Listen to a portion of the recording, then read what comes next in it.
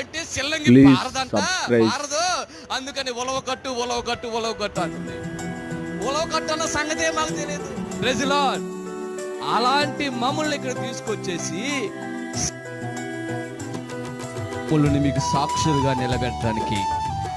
నిలబెట్టడానికి హల్లెలూయా. ఎన్నిక లేని మమ్మలను ఎవరు తెలియని ప్రాంతంలో, ఎరగని ప్రాంతంలో ఉండటానికి కారణమేంటి తెలుసా? మేము మీకు సాక్షులుగా నిలబెట్టడానికి. ఇప్పుడు మీరు మమ్మల్ని చూసి ఏం నేర్చుకోవాలి అంటే, సేవకుల ప్రయాసాన్ని చూడాలి. హల్లెలూయా.